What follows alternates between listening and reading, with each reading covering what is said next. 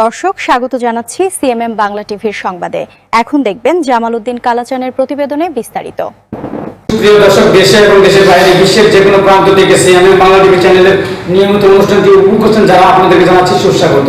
আপনাদের সঙ্গে আছি আমি মোহাম্মদ জামাল উদ্দিন কালাচান। দর্শক, আমি এই মুহূর্তে উপস্থিত আছি গাজীপুর জেলা শ্রীপুর উপজেলায়। যিনি আজকে সিএমএম বাংলা টিভি চ্যানেলের অতিথি হিসেবে উপস্থিত রয়েছেন, শুরুতে আপনাদের সাথে পরিচয় করে দিচ্ছি।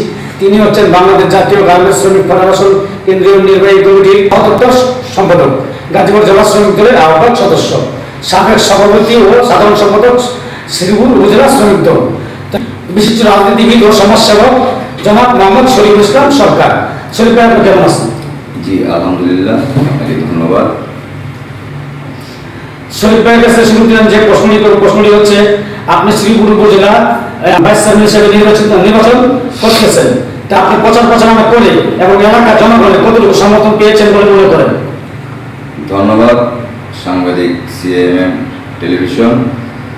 আমি আগামী শ্রীপুর উপজেলা পরিষদ নির্বাচনে ভাইস চেয়ারম্যান প্রার্থী হিসেবে আগ্রহ প্রকাশ করছি।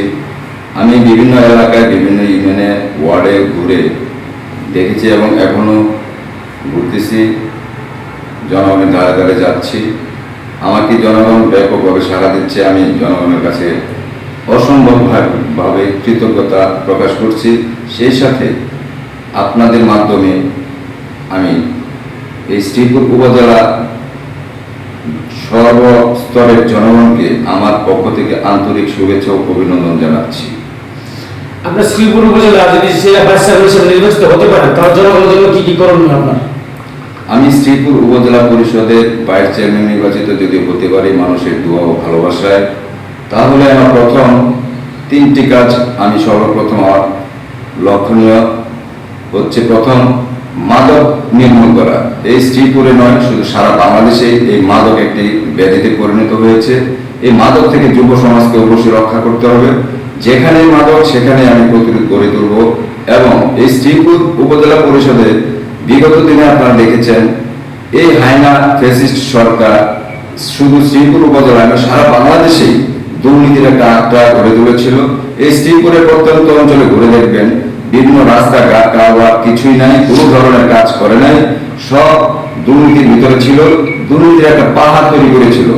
আমি যদি নির্বাচিত হতে পারি, এই শ্রীপুর উপজেলা পরিষদকে একটি মডেল পরিষদ হিসাবে গড়ে তুলব এবং এই শ্রীপুর উপজেলা পরিষদে কোনো ধরনের দুর্নীতি করতে দেওয়া হবে না।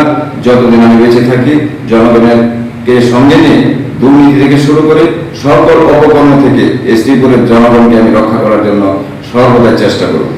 ধন্যবাদ, সুন্দর কথা বলেছেন। তো আপনার কাছে আমি আরেকটি বিষয় জানবো যে আপনি 17 বছর নাকি অনেক কারা নির্যাতিত শিকার, তো এই বিষয়টা নিয়ে যদি কিছু কথা বলেন।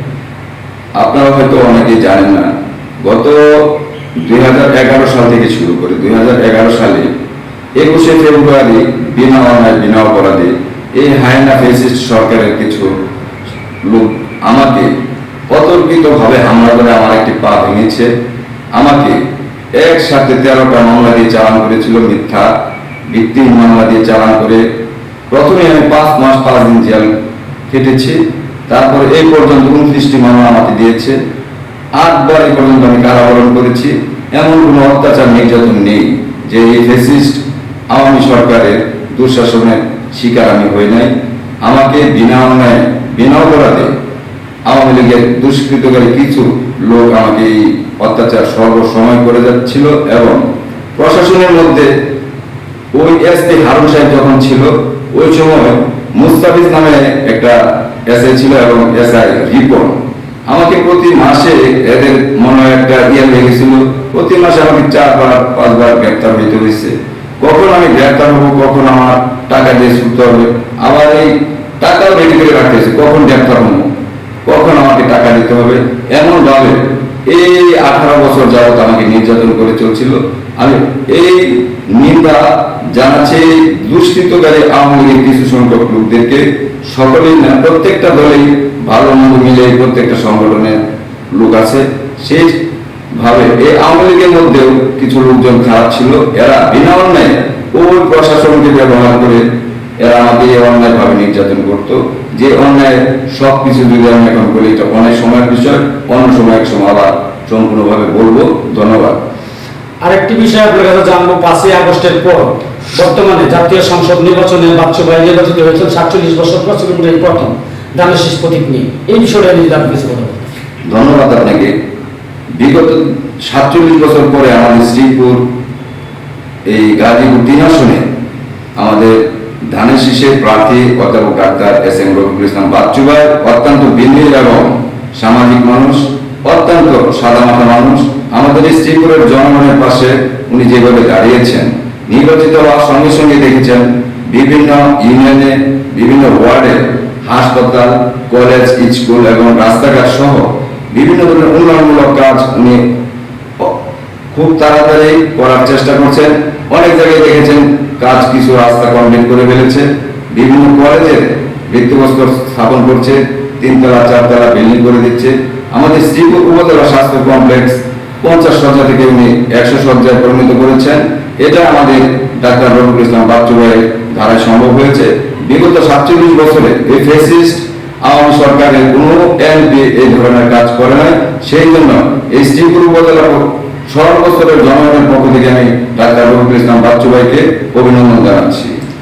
ধন্যবাদ। তো আপনার কাছে আমি আরেকটি বিষয় জানবো, আগামী অগ্রযাত্রায় আপনি কতটুকু এগিয়ে যেতে পারবেন বলে মনে করেন? আমি শ্রীপুর উপজেলা প্রত্যন্ত অঞ্চলে ঘুরে দেখেছি জনগণ যেভাবে স্বতঃস্ফূর্তভাবে আমাকে সহযোগিতা করতেছেন এবং জনগণ এমন একজন মানুষকে চায় যে নাকি শ্রীপুরের প্রত্যেকটা অঞ্চলের প্রতিটা মানুষের সাথে সেবা করতে পারে। জনগণ তো একজন প্রতিনিধির কাছে টাকা পয়সা চায় না, শুধু একটু বিনয়ের সাথে ওদের এলাকায় কি সমস্যা হচ্ছে, রাস্তাঘাট অনেক এলাকায় দেখবেন পানিবন্দী হয়ে আছে, এইগুলি যারা নেতৃত্বে করতে পারে এইরকম একজন প্রতিনিধি শ্রীপুরের জনগণ চায়। আমাকে ব্যাপক সাড়া দিচ্ছে, এই জন্য আমি শ্রীপুরের জনগণের প্রতি আন্তরিকভাবে খুশি আছি এবং ওনারা আমাকে বলেছে এই উপজেলা নির্বাচনে আমি প্রার্থী হলে ওনারা আমাকে বিপুল ভোটে বিজয়ী করবে।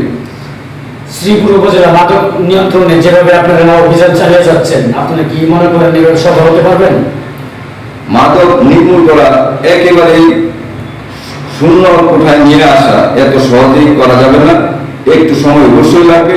তবে সর্বোচ্চ চেষ্টা চালিয়ে যাচ্ছে আমাদের গণপ্রজাতন্ত্রী বাংলাদেশ সরকারের মাননীয় প্রধানমন্ত্রী দেশনায়ক তারেক রহমানের নেতৃত্বে সারা বাংলাদেশে প্রতিটা এমপি মহোদয়কে নির্দেশনা দিয়েছেন যে প্রতিটা অঞ্চলে আপনাদের এলাকায় যেন কোনো ধরনের মাদক বিক্রি এবং যারা ব্যবহার করে এদেরকে আইনের আওতায় এনে শাস্তির ব্যবস্থা করার জন্য আমাদের প্রধানমন্ত্রী নির্দেশনা দিয়েছে। তাই আমাদের শ্রীপুরে অধ্যাপক ডাক্তার রফিকুল ইসলাম বাচ্চু ভাই মাদকের প্রতি জিরো টলারেন্স ঘোষণা করেছেন। বাচ্চু ভাইয়ের পাশাপাশি আমিও এই মাদককে নির্মূল করার জন্য সর্বোচ্চ চেষ্টা চালিয়ে যাচ্ছি এবং চেষ্টা চালিয়ে যাব। তারপর আগামী বিষয় নিয়ে আপনি একটা ফেসবুকে স্ট্যাটাস দিয়েছেন, এই বিষয়টা নিয়ে যদি কিছু কথা বলতেন।